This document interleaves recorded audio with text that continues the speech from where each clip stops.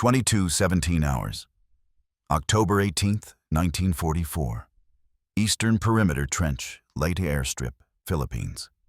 Rain falls in thin, needled sheets that sting bare skin and soak wool through to the lining.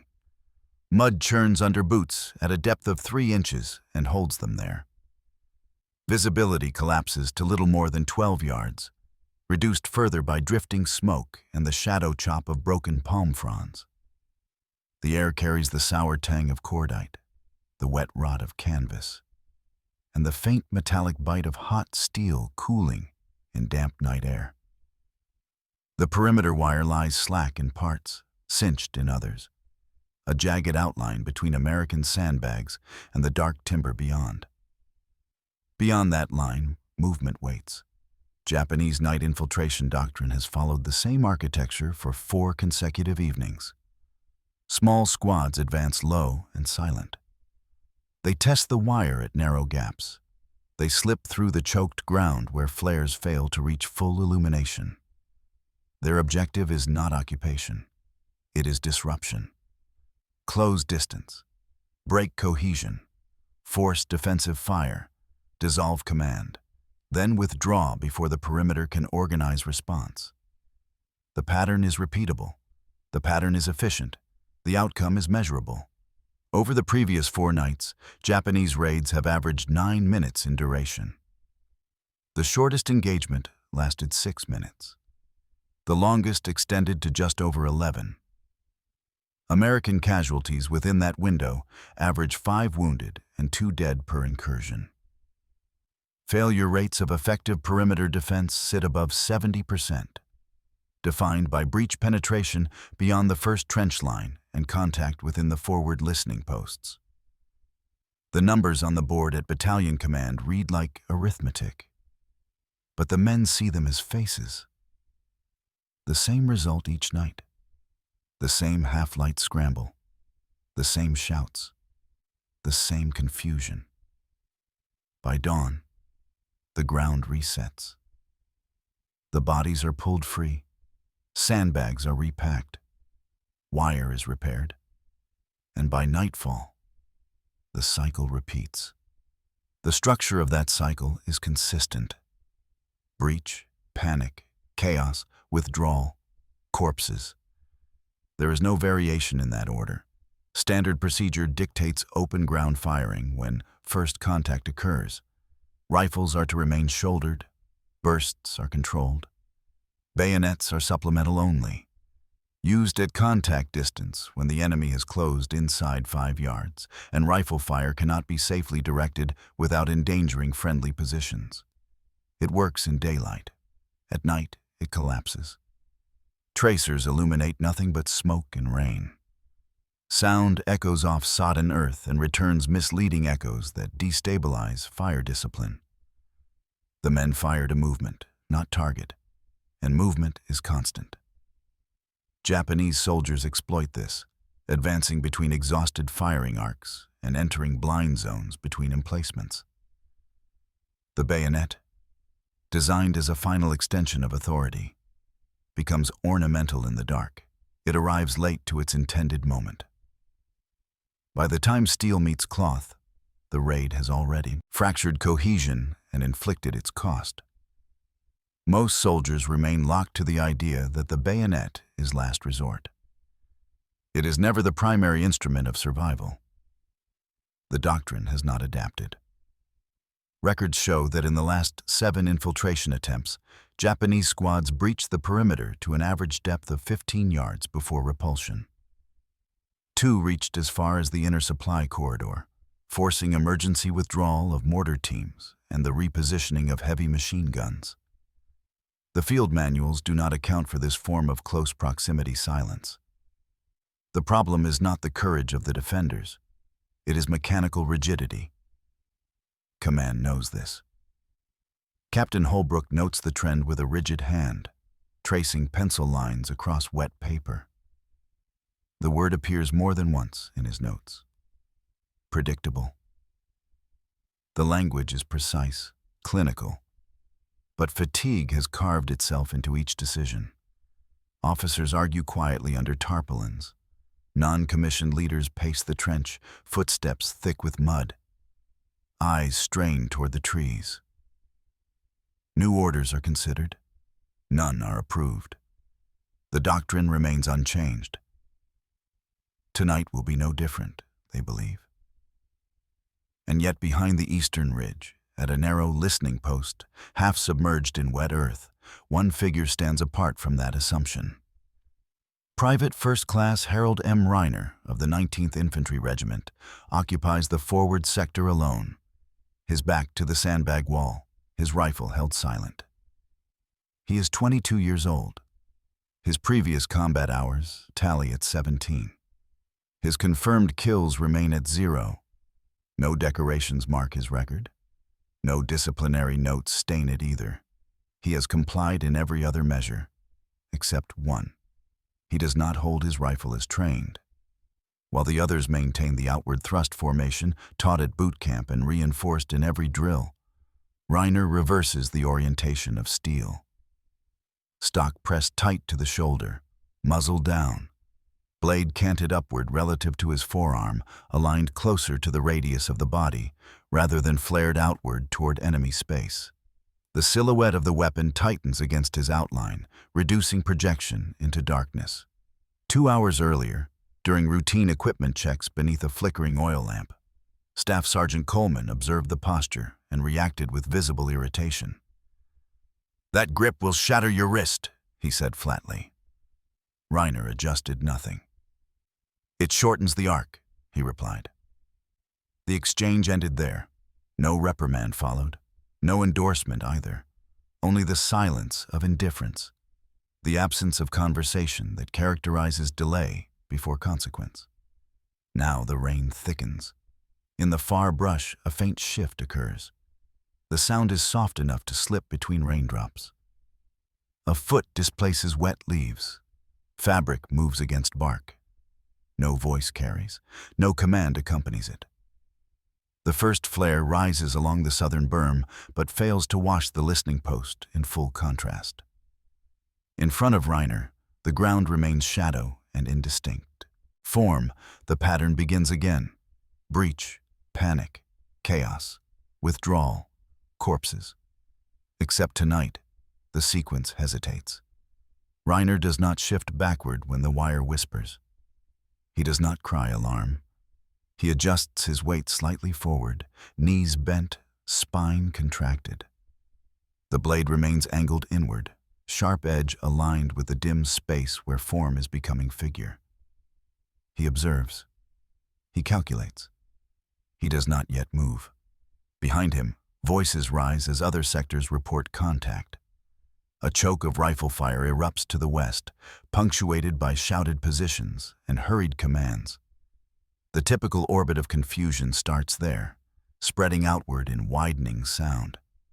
Men shout distances. Someone misfires. A flare bursts too late.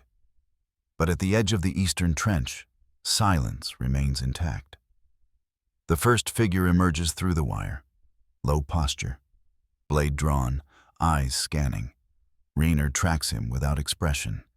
He does not flinch. He does not speak. The tension stretches until the forward moment fractures.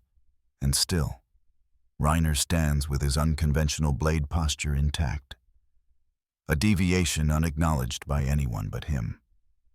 Behind the perimeter, command believes another night will resolve itself as the previous ones have. The reports will list numbers. Casualties will be recorded. The mud will be packed down. The wire will be retied. The same rigid system will repeat its mathematics of failure. But in the dimness of that trench, under rain and shadow, a different variable has entered the equation, and no one yet sees it. 22:19 hours, same perimeter, same rain. The first shadow breaks free of wire. The Japanese scout moves with deliberate economy, shoulders narrow, head low, rifle slung across the back, a short knife held tight in his right hand. His feet place without splash, guided by memory and the limitations of light. He is not rushing. He is counting steps. He expects resistance from farther back. He expects the first line to crack before it closes. He does not expect a man to advance. Reiner steps forward. 3 measured paces, no more.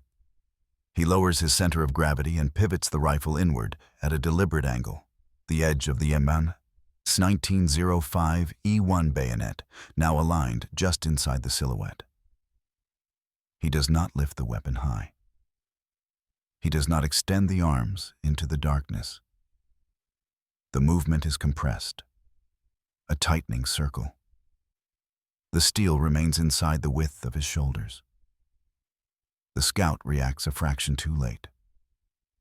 The first contact is not a thrust. It is a lateral cut across exposed muscle, a motion that takes less than 1 second from initiation to completion. The blade meets forearm, cloth parts, flesh gives. The scout stiffens. Reiner does not pause. He rotates the stock slightly inward and follows with a second strike. The bayonet enters beneath the rib margin. The point angles upward.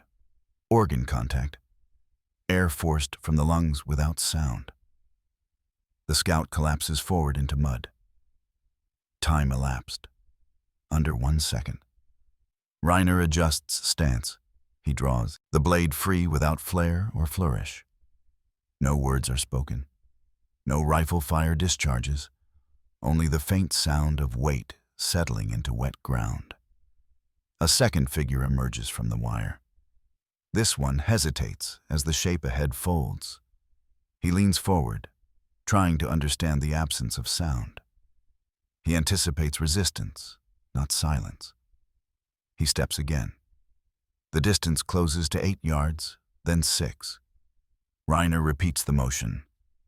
Downward parry, inward thrust, compact rotation, minimal extension.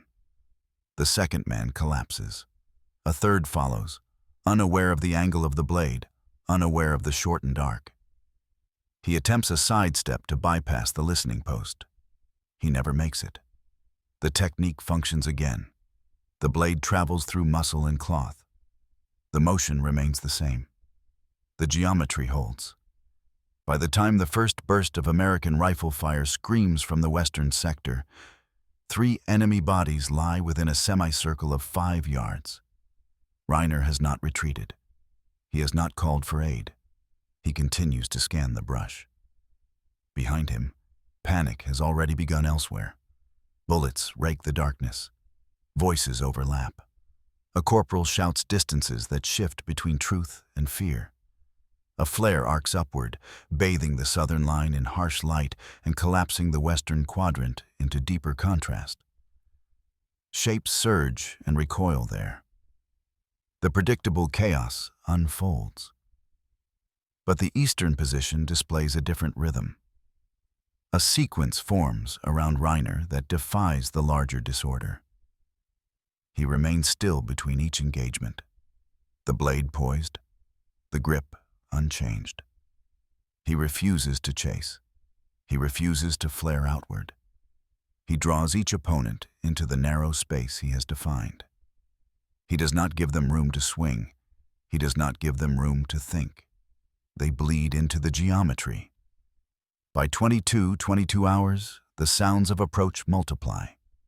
Footsteps overlap. Muted commands carry in short syllables. The raid has escalated. Japanese doctrine moves into its second phase. Increased pressure. Break the listening post. Force heavier response. Reiner stands alone. No reinforcement has reached him yet. The closest trench is still 90 seconds away. The men in that sector are engaged with their own wave of entry. A fourth figure emerges, this one more cautious. Blade held forward. He circles slightly, trying to test reaction distance. He expects a rifle. He sees only stillness. Reiner shifts once more.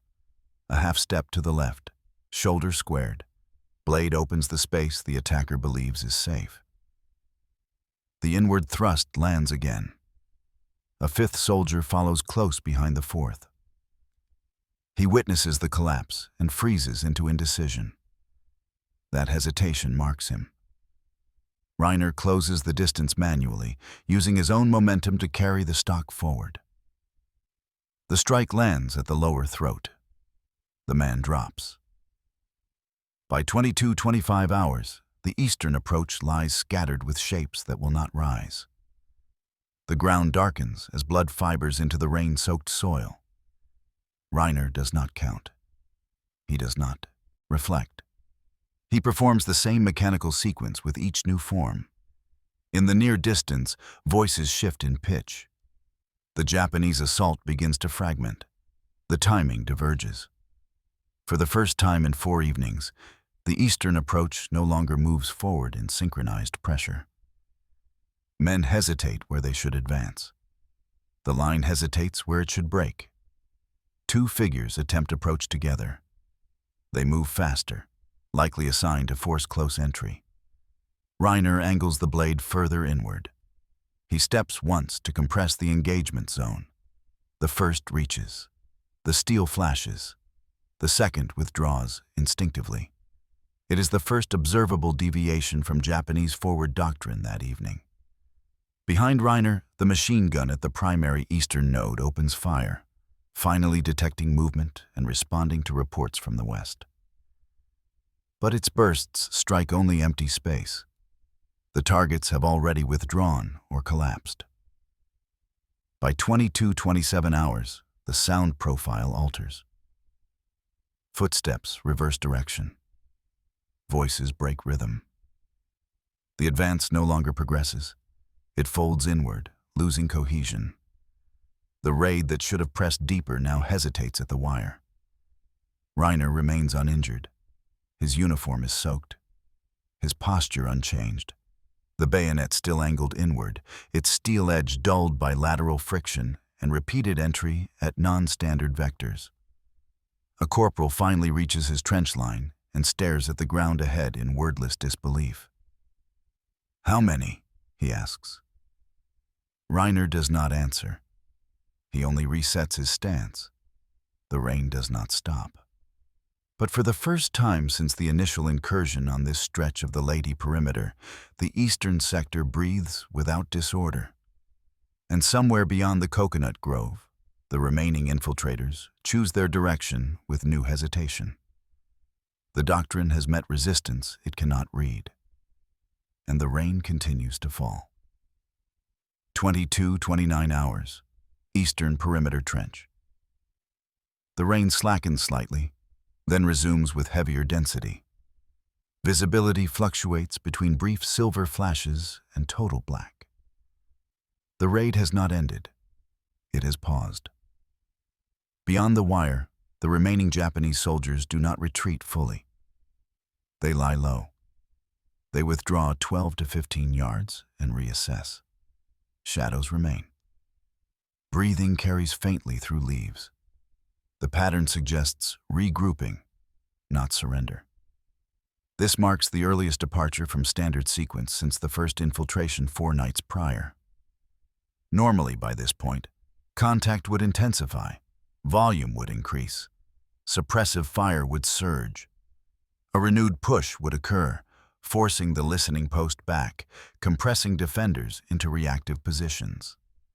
The withdrawal phase comes only after the second breach attempt completes. Tonight, the second breach does not materialize. Instead, the forward line holds. Reiner maintains position, weight balanced evenly, knees flexed. The stock remains tight against the shoulder, the blade still angled inward at a consistent orientation of roughly 30 degrees. He checks his footing. He does not check his rifle. He has not fired once. His breathing remains stable. Behind him, command voices begin converging toward this sector. "Eastern listening post, report," comes through the low hum of static and rain. The corporal replies hesitantly. "Contact broke, sir. No movement forward. Unknown casualties enemy side." "Friendly casualties?" A pause. None observed.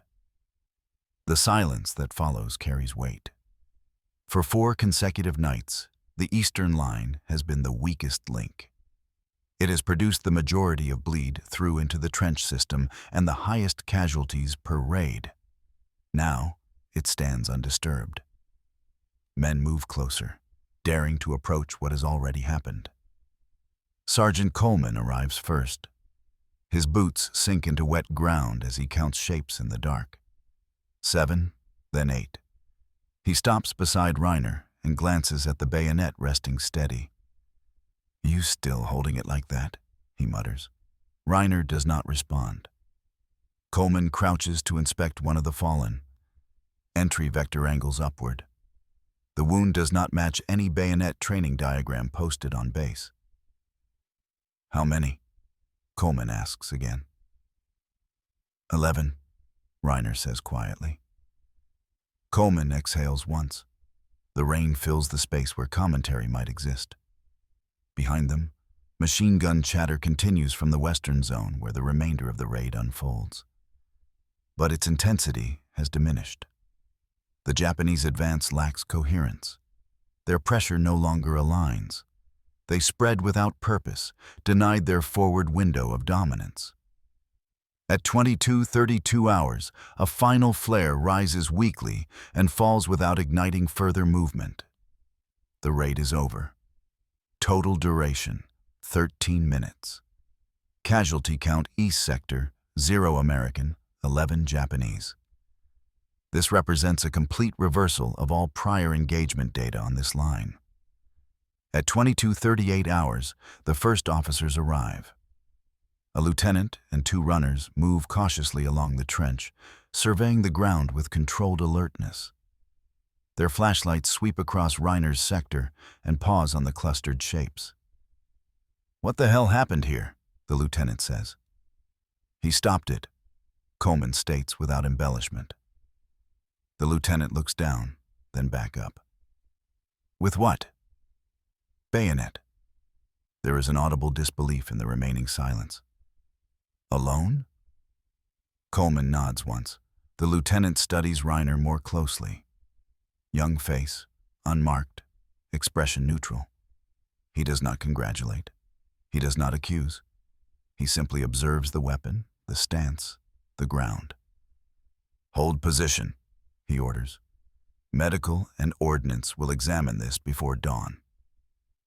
Reiner nods. He does not ask for aid. He does not request rest. His hands remain steady. By 23:10 hours, the trench stabilizes. Salvage teams move through the perimeter, documenting damage and retrieving fallen equipment. Reiner relinquishes his post without protest and steps back into the inner trench. His uniform drips steadily. The bayonet remains fixed. He is directed to a tarp-covered equipment zone for inspection. A medic checks his wrists, fingers, forearms. No bruising, no fractures, no strain. Pulse remains consistent. "Your wrist should be broken," the medic remarks. Reiner says nothing. The bayonet is removed from the rifle and passed to the ordnance technician. He rotates it beneath a lamp's half-glow, noting edge wear inconsistent with direct thrust lines. The metal shows a diagonal scuff pattern not aligned with standard frontal penetration. "Angle is wrong," he mutters. "This wasn't a full extension technique." Coleman stands nearby. He watches Reiner closely, trying to reconcile the stillness of the man with the aftermath he left. "What made you hold it like that?" he finally asks. Reiner considers the question carefully. "It keeps them close," he says. "They don't get time to think." The exchange ends there. Command does not arrive immediately with praises. No announcement echoes through the rain. No citation is prepared on the spot. The battalion log records only a brief notation. Eastern Listening Post engagement concluded without American loss. Subject PFC Reiner engaged multiple enemy combatants using unconventional bayonet grip. Recommend study. By morning, the bodies are removed. The ground is reset. The wire is repaired again. The rain cleans most traces of excess blood from the soil. The line returns visually to the same state it presented prior to the raid. But the pattern has shifted. Within the perimeter, small conversations begin. Men speak in quieter tones. They glance at bayonets differently. They practice grips in the space behind sandbags. No officer has issued new guidance, yet movement exists. A ripple of subconscious curiosity. One soldier attempts the angle during daylight drills. Another rotates the stock closer to the shoulder. They test the weight, the arc, the closeness of space. No one laughs out loud. No one formally endorses it either. By morning review, the battalion command tallies last night's totals across all sectors. Casualties overall, 3 wounded, 1 dead. Lowest count in 5 consecutive nights. Breakdown reveals the eastern sector held without loss.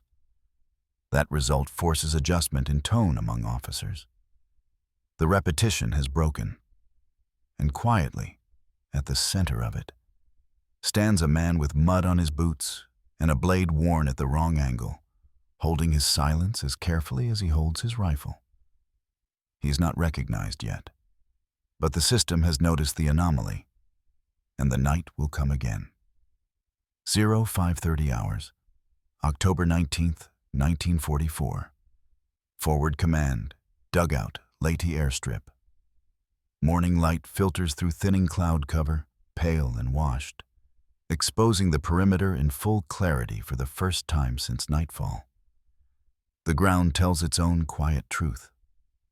Disturbed soil, flattened grass, faint drag marks where bodies were removed.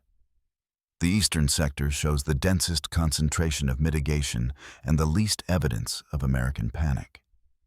Inside the command shelter, the atmosphere is rigid. Wet uniforms hang from makeshift supports. Boots are stacked near the edges. The low rumble of distant artillery echoes toward the northern ridge, but does not interfere with the precise language of documentation.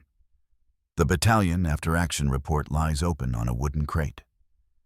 Subject engaged at contact distance using unconventional grip orientation, the officer reads aloud. Result, complete halt of enemy advance in assigned sector. The room absorbs the line without comment. Captain Holbrook removes his spectacles and studies the adjacent margin notes written by the battalion surgeon. Entry wounds angle upward, the notation reads. Penetration suggests inward arc and shortened extension. Tempo of strikes indicates increased proximity control and denial of opponent initiation window. Holbrook exhales slowly. Explain this without invention, he says. The surgeon replies in clipped cadence. The subject closed distance instead of waiting. He intercepted before forward motion could settle into strike intent. The grip reduces the buildup of swing, less telegraphing, less delay. There is a pause. This is contrary to open field doctrine, another lieutenant adds. Yes, Holbrook responds. So is remaining alive when the system says you should be dead. The room quiets. Outside, Private First Class Harold Marcus Reiner stands on the inner berm, cleaning mud from the metal fittings of his rifle. He does not look toward the shelter. He does not alter posture. His bayonet rests on a cloth beside him, still showing faint discoloration along the edge. A messenger approaches. Command requests your presence. Reiner nods without rise in expression and follows. Inside the dugout, attention stabilizes on him. No smiles appear, no reprimands either, only a controlled examination measured by habit. You understand your technique contradicts standard instruction, Holbrook states. Yes, sir. You engaged without firearm discharge. Yes, sir. You refused withdrawal. Yes, sir. Holbrook sets his pen down. Explain the reasoning.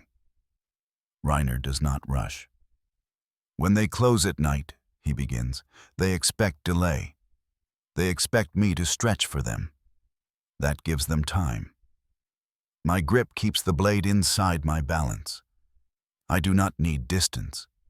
They come to me and they cannot read what I will do, because there is no wide motion before the strike. Where did you learn this? I did not learn it. I adjusted it. Why? Heavy brush, tight quarters. It felt inefficient to extend. The silence resumes. Does this method increase your risk of injury? Holbrook asks. It reduces it if they cannot predict.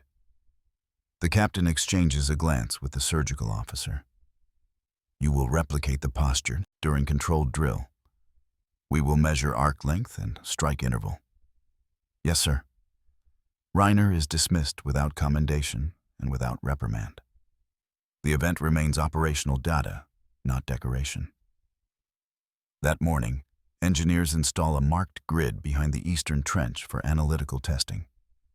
Sandbags are set in a mock pattern. Wooden frames simulate enemy approach paths.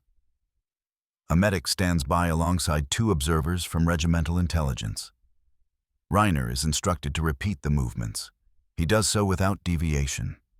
A stopwatch tracks time. Each movement is tallied. The arc of steel is traced in chalk after contact point intersection. Strike interval averages just under 1 second per engagement. Extension length remains minimal. Silhouette exposure measured from shoulder line forward registers reduced projection compared to conventional textbook thrust. The conclusion forms silently but irreversibly. His method works. Word reaches adjacent platoons before noon. By afternoon, 3 soldiers attempt the grip under informal testing. 2 abandon it within minutes. 1 persists. Sergeant Coleman observes their awkward attempts and addresses Reiner later that evening. You know they will either copy you wrong or mock you fully, he states. They already are, Reiner replies. By twilight, the sky darkens again. The pattern prepares to resume. 21:58 hours. The perimeter holds tension as men adjust postures subconsciously. Bayonets are handled differently. Stance is narrow. Hands shift closer to shoulder stock. No formal order has been given, no announcement made. Only the quiet presence of possibility. From the vegetation beyond the wire, motion begins again. Japanese doctrine does not abandon repetition. A 5th night raid forms. Smaller, quieter, designed to probe response change. Their advantage remains speed and surprise. Their assumption remains that Americans fear contact. The first 2 infiltrators test the eastern perimeter. Reiner stands ahead of his original position by ½ a meter. The movement sequence holds. He shortens the arc once more. The blade travels, 1 body falls. The second retreats in shock. From behind, coordinated American fire provides light, but no unnecessary spray. The defenders now fire later, not earlier.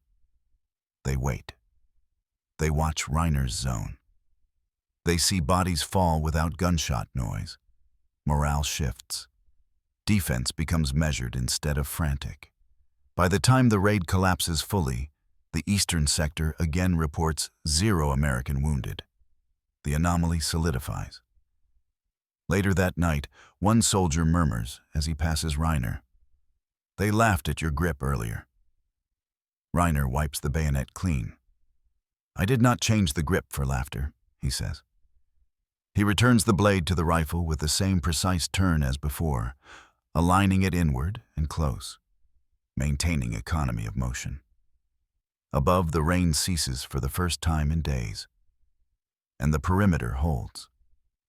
Not because of louder guns, not because of more illumination, not because command altered doctrine, but because 1 man chose a distance that let no enemy breathe. The record books update again, and a quiet method begins to spread unseen. 21:46 hours, October 20th, 1944. Leyte airstrip perimeter. The night presents fewer clouds. The moon remains thin but visible, casting muted silver across the coconut grove and revealing the shallow depressions where rainwater has settled. Visibility improves by several yards. but the darkness retains its advantage. The Japanese do not abandon pressure. They reduce it. They adapt instead. 3 scouts advance this time. Not 8, not 10. 3. Their spacing is deliberate. Their interval suggests testing rather than assault. They are measuring the new rhythm of American defense. Reiner observes their approach without altering posture. Behind him, Sergeant Coleman has reassigned 2 riflemen to cover overlapping angles, but their orders remain simple. Do not fire until he moves. Reiner's bayonet remains inward, his stance compact, breathing measured. The first scout approaches with cautious pace. He studies the ground ahead. He sees faint shapes of previous engagements. He senses the adapted pattern yet cannot interpret it. At a distance of 9 yards, he pauses. He expects the rifle to rise. It does not. Reiner does not adjust. The scout takes 2 more steps. The gap narrows. Reiner advances 1. That motion alone shifts the balance. The scout reacts with instinctive lift of his knife. Reiner intercepts at the midpoint. The blade cuts downward along the forearm and rotates inward in the same continuous line. The edge finds entry beneath rib bone without pause. The movement duration remains constant. The scout collapses. The second man flees immediately without strike attempt. The third does not run. He retreats slowly, maintaining eye contact. Trying to understand whether charge would succeed, he chooses not to test it. He disappears into vegetation. This is no longer an engagement. It is recognition. Within 12 minutes, the remainder of the patrol withdraws entirely. Their radio commands are faint but abrupt, signaling caution. The raid does not propagate. Inside the perimeter, silence expands. Men shift weight. They monitor without firing. The eastern trench holds without disruption or noise. The soundscape no longer resembles panic or suppression. It resembles waiting. At 22:03 hours, the position receives confirmation from Western zones that contact has dissolved. No American casualties recorded. Again. This continuity alters more than morale. It alters posture. Defenders no longer anticipate breach at every sound. They wait for confirmation. They resist the urge to preemptively light the line. The eastern sector becomes anchor, not weakness. Later, as Reiner cleans his blade beneath low lantern light, Private First Class Doyle approaches him with unspoken hesitation. "Show me, Massa," Doyle says quietly. Reiner does not ask what he means. He adjusts his grip and demonstrates the movement once in shadow. Slow enough to be observed. Controlled. Efficient. No flourish. "It feels too close," Doyle remarks. "It is supposed to be close," Reiner replies. "That is where control exists." Doyle attempts the motion. He misses balance and corrects instinctively. "You cannot think when they are in front of you," Reiner adds. "You shorten before the moment arrives." Doyle tries again. The second attempt aligns closer to precision. No officer supervises, no clipboard records. The transfer occurs in silence. By next morning, 4 additional soldiers mirror the stance unconsciously during routine drill. Their arc shortens. Their rifles remain nearer the body. The grid exercises take on a tighter geometry. Command observes from a distance but does not prohibit the shift. Later that afternoon, word reaches Lieutenant Holbrook from adjacent platoons. "They are adopting his posture," the messenger reports. "Yes," Holbrook responds, "and they are not dying." The lieutenant remains silent for several seconds after the report, weighing the meaning of deviation against the weight of consistent survival. He allows the change to continue. That night, 6 soldiers rotate through Reiner's post for observation. They do not mock. They do not praise. They simply watch how proximity alters opponent response. They notice the same reaction sequence: the hesitation, the retreat, the break in doctrine. They see the effect, not the theory. By midnight, the night raid does not manifest at all. The absence itself becomes confirmation. In command records, language becomes more provisional, more careful. Eastern perimeter exhibits reduced breach pressure following adoption of unconventional contact grip technique. Recommend continued observation. The phrase spreads within paperwork long before formal acceptance. Within shadows, doctrine shifts unannounced. 2 evenings later, a larger probe returns. 6 men this time, coordinated but cautious. They approach again through the same corridor of brush. Reiner remains primary contact point. The pattern repeats. He does not widen his stance. He does not fire. The blade moves inside human reaction time. 2 fall.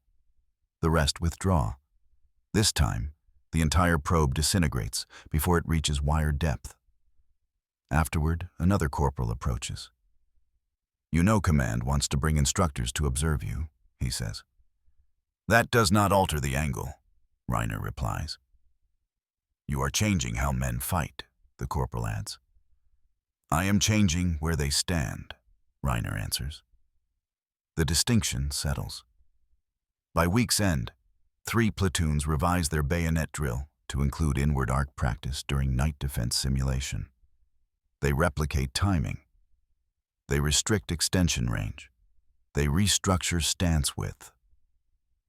What began as a refusal to comply now becomes an unofficial protocol, not announced, not approved, but repeated. And as repetition grows, so does its influence. Japanese probes avoid the eastern sectors entirely after the 3rd successive repulsion. They reassign infiltration to the western flank, the southern berm, any place their data does not show resistance anomaly. Maps update accordingly. Reiner's sector becomes marked with small diagonal annotations. Not danger, but deterrence. He remains at his post each night regardless, performing the same quiet readiness, the same tight geometry, the same refusal to dramatize the motion. The pattern stabilizes. The line holds. And the man with the backward bayonet grip continues his method without ceremony, without recognition, without pause. Because in darkness, precision survives where volume fails. And the silence is not empty. It is controlled. 0020 hours, October 23rd, 1944. Leyte airstrip perimeter. The atmosphere is unusually still. No rain, no wind. The night holds a dry silence that amplifies every measured step and every deliberate shift of weight. The coconut grove no longer whispers. It listens. Command has altered positioning. 2 observers from regimental headquarters stand 30 yards behind Reiner's section. Their presence is quiet but unmistakable. They carry notebooks. They carry stopwatches. They carry assumption. They have been briefed on the anomaly. They have not been briefed to believe it. Reiner acknowledges neither man. His posture remains unchanged. The rifle rests against his shoulder. The bayonet stays angled inward. His stance is neither rigid nor relaxed. It is fixed in readiness. At 0042 hours, faint movement appears beyond the wire. This is not a probe. This is a coordinated pressure maneuver. 6 Japanese soldiers emerge simultaneously from staggered cover points, closing in controlled sequence. Their spacing indicates intent to overwhelm by convergence rather than isolate by infiltration. They have adapted too. The leading figure moves quickly, more confidently. He wants speed to overcome hesitation. He wants force to break the line at once. Reiner does not retreat. He advances one pace. The distance compresses. The blade shifts slightly inward, maintaining orientation toward the center of mass. The first attacker commits to a forward strike. The bayonet intercepts at the wrist. A short lateral cut disables grip strength. The follow-through lands under the rib margin, angled upward. The man drops without breath. The second advances immediately, attempting to exploit the first collapse. Reiner pivots on the ball of his foot. The blade follows without overextension. The arc remains tight. A downward parry deflects a knife strike. The inward thrust ends the motion. By the time the third reaches contact distance, two bodies are already in the mud. He hesitates. His pause lasts less than 1 second. But it is enough. Two figures peel away from the group instinctively. Their formation fractures before full force can develop. The remaining three still push forward. The observers record each motion. They record not speed, but efficiency. They record not power, but economy. They note that not once does Reiner widen his stance unnecessarily. The fourth attacker attempts a lateral approach. Reiner steps diagonally inward instead of rotating outward. The blade meets him mid-motion. The fifth flees without testing range. The sixth disengages entirely and vanishes into vegetation. The total engagement resolves in under 40 seconds. From a position behind, muted rifle fire begins to track retreat movement. But by the time it fires, the targets have already withdrawn beyond effective range. The observers say nothing. One adjusts his glasses and looks down at his notes. At no point did he expose more than half torso, the first says quietly. At no point did he extend arms fully, the other replies. The silence continues. Reiner resets his stance without looking back. At 01:15 hours, the eastern sector once again returns to stillness. The western flank reports light contact and 2 wounded men. The southern berm records 1 fatality. The eastern perimeter remains at 0. Shift comparison becomes unavoidable. At 03:20 hours, the observers approach closer during lull interval. You aware we are recording your execution? One asks. Yes, sir. You aware this posture contradicts established bayonet manual guidelines? Yes, sir. Explain the difference. Reiner does not change expression. It denies the enemy time. Their eyes search for wind-up. They never see one. You believe this should be adopted? I believe men should stop dying before they move. The note is written without commentary.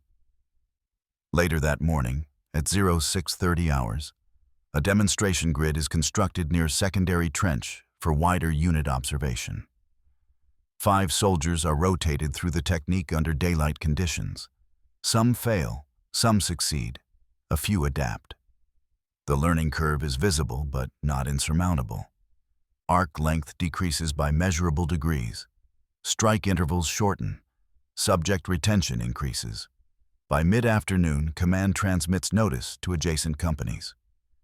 Temporary procedural variants authorized for night defense in eastern sectors.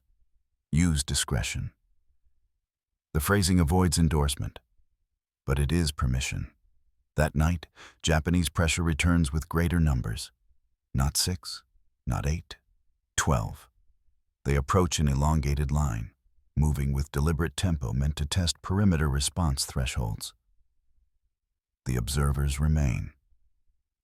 Reiner returns to his assigned section without ceremony. He does not revise technique. The first 2 attackers collapse under identical movement patterns. The third backs away. The rest begin to reposition without cohesion. The assault never reaches full density. It crumbles before it can form. Once again, 0 American casualties are recorded for the eastern sector. By midnight, even those who doubted no longer challenge method. They simply track outcome. One officer whispers to another just beyond Reiner's hearing. "We are not watching bravery," he says. "We are witnessing adjustment." The conclusion spreads faster than any written order. Men position their bayonets differently without being told. They shift posture naturally. They compress distance rather than extend it. A recalibration of instinct begins. Japanese infiltration attempts redirect farther west by the following night. The area once identified as point of systemic failure now goes untested. Maps update silently. Reiner continues to stand where he is told. He continues to use the grip they once laughed at. He does not acknowledge the laughter. He does not acknowledge the change. He performs the movement again and again, as calmly as breath, as precise as alignment, as restrained as necessity. And the perimeter, once breaking, now holds without sound. 0150 hours, October 26, 1944. Leyte airstrip perimeter. The night presents no alarm sound. No flare arcs into the sky, no burst patterns crack the eastern line. The silence is not accidental. It is procedural. Japanese infiltration does not arrive on schedule. Command records note this as an anomaly, not a victory. The enemy adapts through absence as often as through contact. Reconnaissance may now precede pressure. Observation may replace assault. Still, every man remains at readiness. Reiner stands where he has stood for 6 consecutive nights. His posture is unchanged. His grip remains precise. His bayonet angled inward. The rifle pressed close to the shoulder. Behind him, 4 soldiers adopt mirrored stance without instruction. No one speaks. At 0218 hours, distant movement registers beyond the coconut grove. It is not forward motion, it is lateral. It moves parallel to wire depth. It avoids the corridor that once marked breach potential. The adjustment is intentional.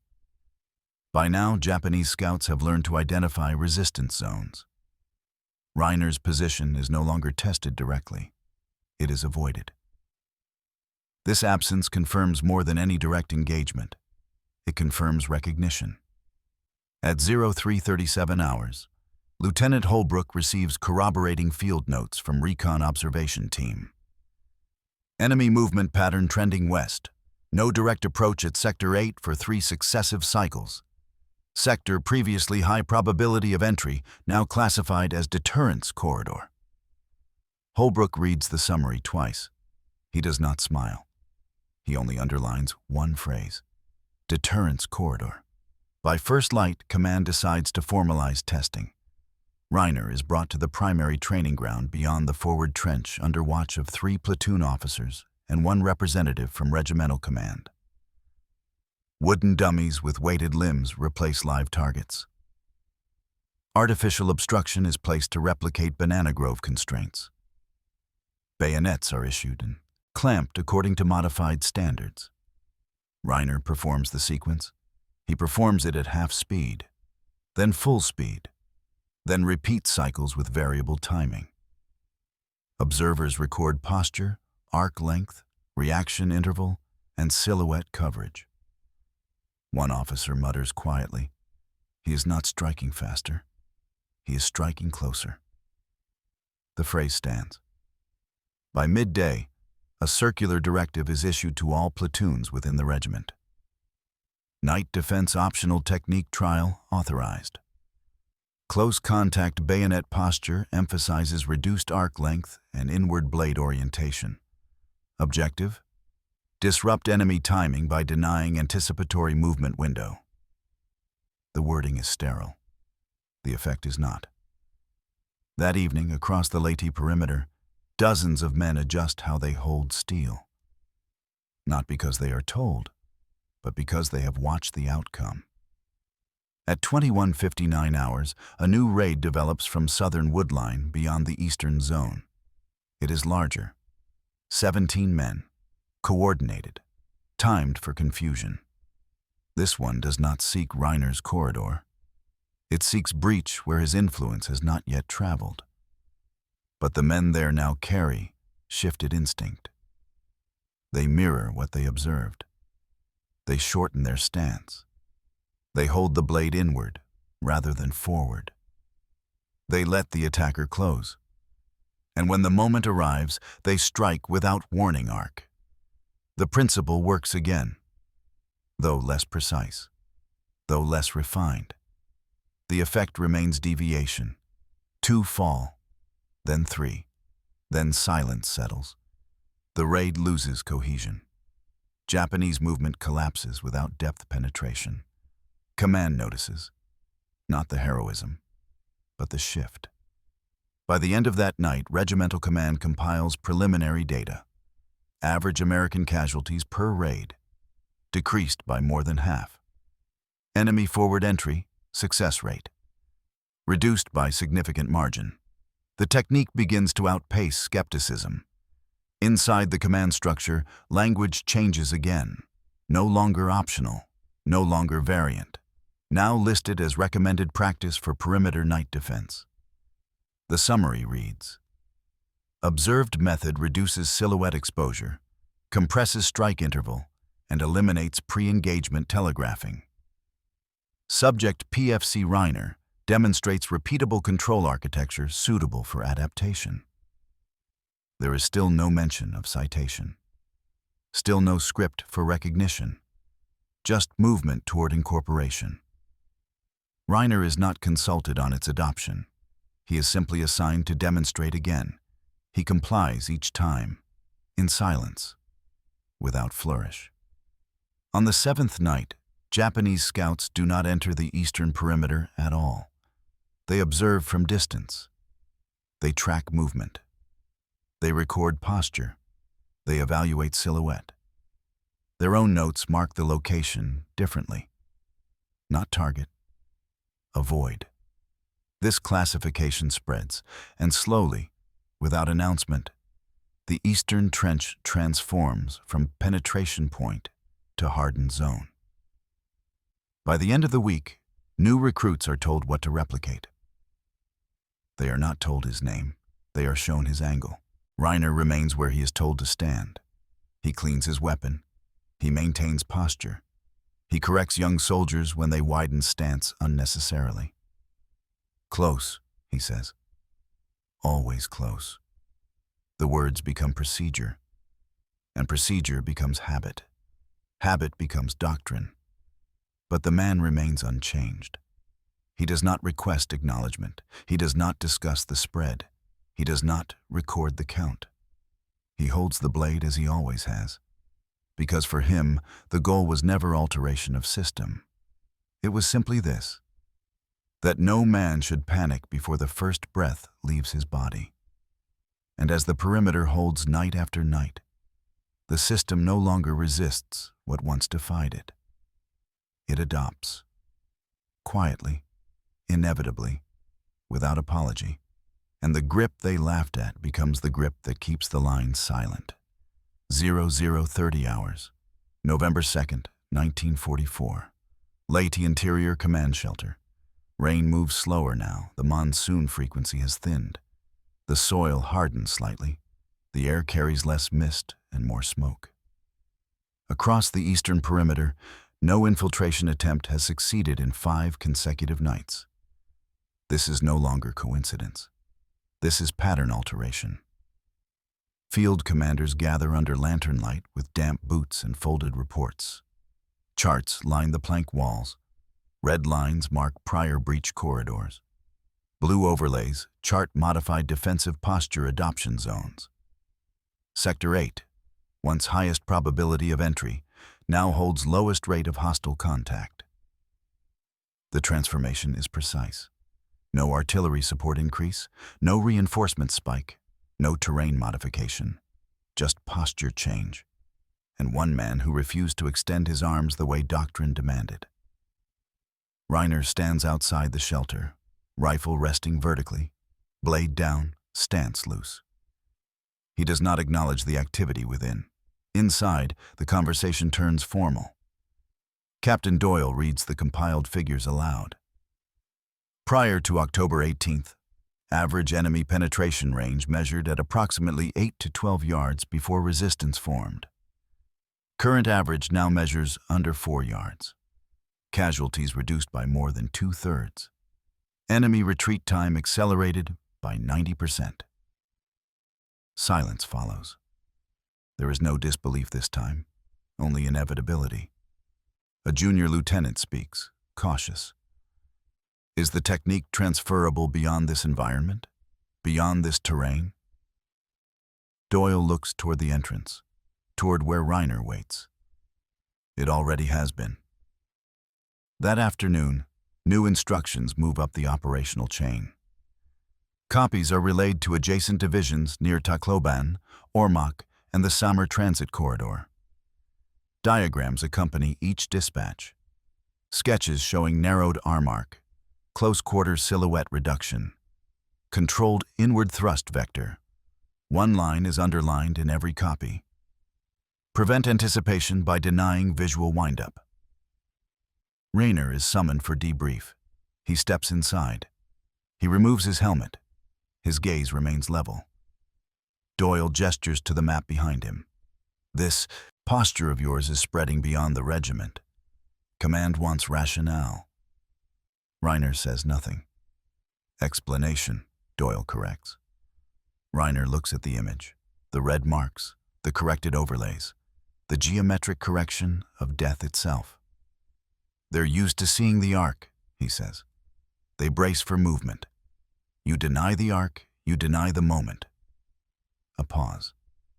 They never see the strike. The report notes the statement, but cannot interpret it fully.